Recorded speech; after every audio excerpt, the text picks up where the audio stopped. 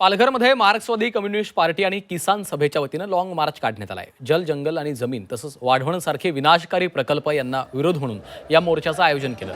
लाल बावट्याचा हा long march Palghar जिल्हाधिकारी कार्यालयावर धडकले आहे।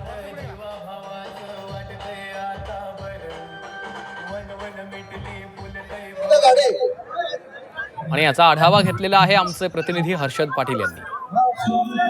पालघर जिल्ह्यातील जल, जंगल आणि जमीन यासह विविध मागण्यांसाठी मार्क्सवादी कम्युनिस्ट पार्टीचा हा भव्य मोर्चा डहाणूतल्या चारोटी नाक्यावरून निघालेला आहे। आपण पाहू शकता मुंबई अहमदाबाद राष्ट्रीय महामार्गावरील चारोटी टोल नाक्यावर हे जे लाल वादळ आहे ते पोहोचलेले आहे। आपण पाहू शकता मोठ्या प्रमाणात जे कार्यकर्ते आहेत, लाल बावट्याचे कार्यकर्ते इथे मोठ्या प्रमाणात या मोर्चात सहभागी झालेले आहेत।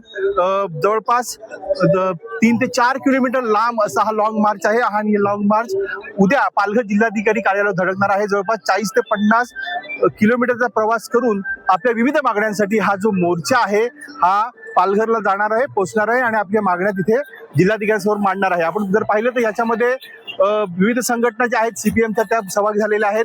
अखिल भारतीय किसान सभेचे अध्यक्ष अशोक ढवळे हे सुद्धा याच्यात सहभागी झाले। पाहू बैलगाडीमध्ये ते आपल्याला जाताना प्रवास करताना दिसतात। त्याच्यासोबत अजित नवले सुद्धा आहेत। त्यामुळे विविध संघटनांचे पदाधिकारी सुद्धा या मोर्चामध्ये मोठ्या प्रमाणात सहभागी झाले। भव्य असा लाल मोर्चा हा सुद्धा आपण मुंबई अहमदाबाद राष्ट्रीय महामार्ग पाहतो। हा काही तासातच मनोरकडे जाईल आणि तिथे स्टे झाल्यानंतर उद्या हा मोर्चा जो आहे तो पालघर जिल्हाधिकारी कार्यालयावर धडकणार आहे। हर्षद पाटील, झी मीडिया, पालघर।